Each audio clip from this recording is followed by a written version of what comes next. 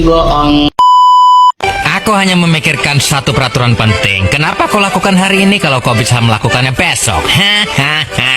Few moments later.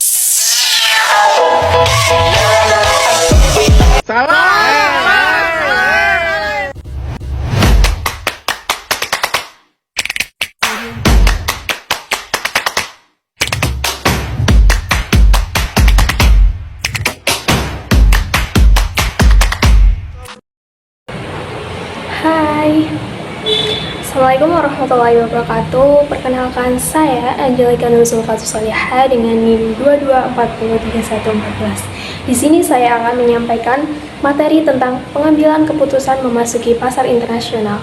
Selamat menyaksikan.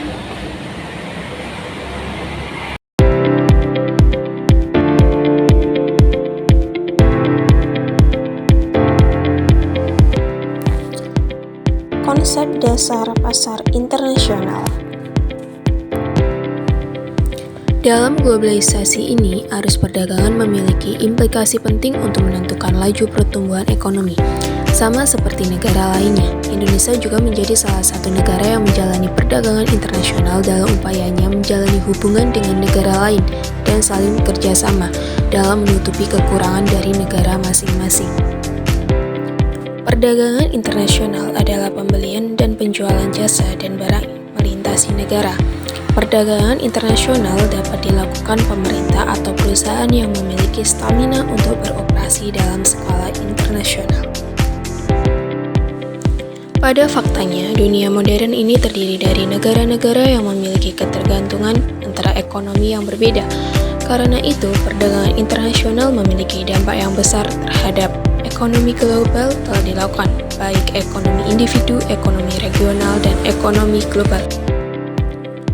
Bentuk interaksi ekonomi internasional meliputi yang pertama ada kerjasama bilateral, yang kedua ada kerjasama regional, dan yang terakhir ada kerjasama multilateral dan antarregional.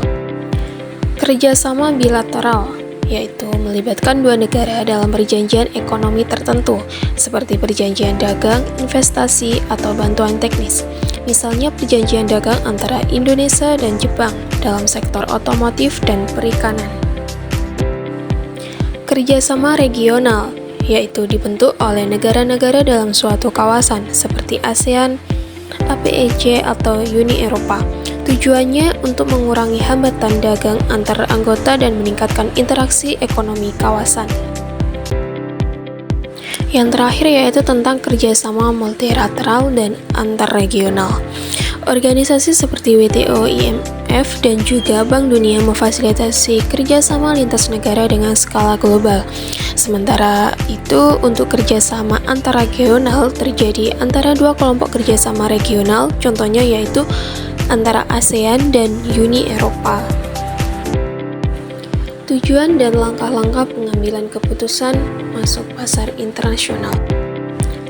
Beberapa tujuan utamanya yaitu sebagai berikut. Yang pertama ada meningkatkan penjualan dan pangsa pasar. Maksudnya dengan memasuki pasar baru, perusahaan dapat meningkatkan volume penjualannya dan memperluas basis konsumennya.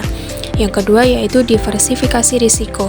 Maksudnya, pasar internasional menjadi alternatif ketika pasar domestik sedang mengalami kelesuan. Ini membantu perusahaan mengurangi risiko ketergantungan terhadap satu pasar. Yang ketiga ada memanfaatkan keunggulan kompetitif. Maksudnya perusahaan dengan teknologi yang unggul atau merek yang kuat dapat memanfaatkan kelebihan tersebut untuk bersaing di pasar global. Yang keempat ada skala ekonomi. Maksudnya produksi dalam jumlah besar untuk memenuhi permintaan global dapat menurunkan biaya per unit produk. Yang kelima ada akses terhadap sumber daya. Beberapa negara menawarkan bahan baku, tenaga kerja murah atau insentif pajak yang menarik bagi investor asing. Yang terakhir ada meningkatkan reputasi merek. Maksudnya perusahaan multinasional seringkali mendapat pengakuan merek yang lebih tinggi baik di pasar internasional maupun domestik. Langkah-langkah pengambilan keputusan masuk pasar internasional. Pengambilan keputusan strategis untuk ekspansi internasional perlu dilakukan secara bertahap dan berdasarkan data yang valid. Berikut ini adalah langkah-langkah umumnya. Yang pertama ada analisis kesiapan internal. Langkah pertama dalam ekspansi internasional yaitu memastikan bahwa perusahaan siap secara internal. Meliputi yang pertama ada sumber daya manusia, kapasitas produksi, keuangan, dan juga sistem dan teknologi.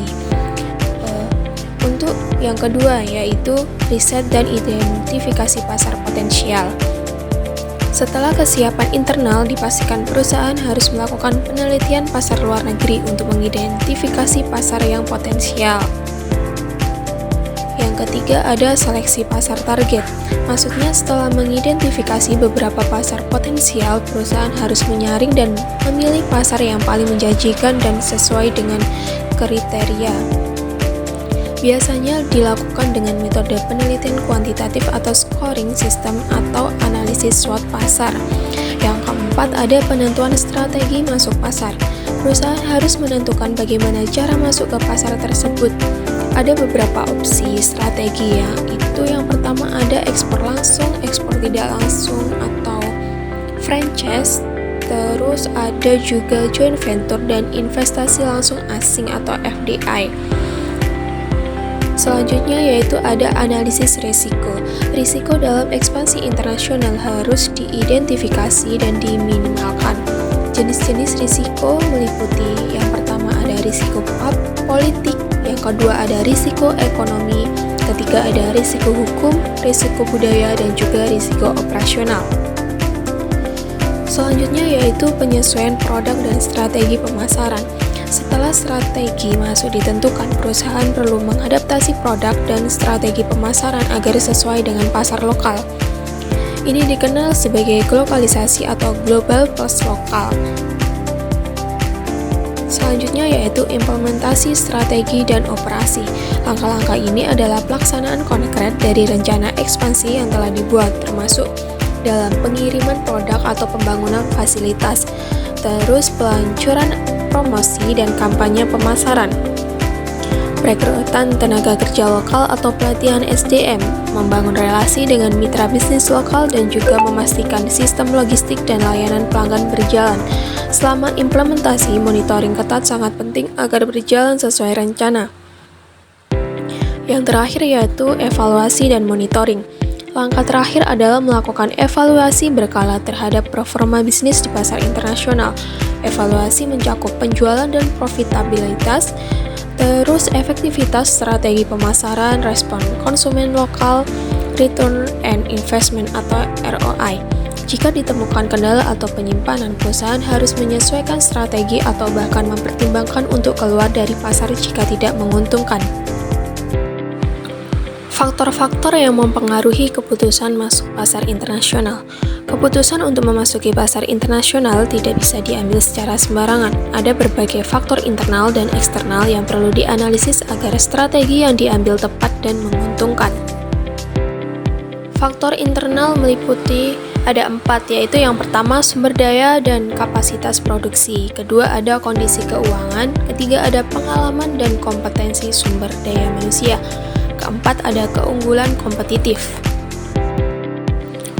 Faktor eksternal meliputi yang pertama ada permintaan pasar internasional, yang kedua ada persaingan pasar, ketiga ada kondisi ekonomi negara tujuan, keempat ada regulasi dan kebijakan pemerintah. Selanjutnya yaitu stabilitas politik dan keamanan, dan yang terakhir yaitu faktor sosial dan budaya.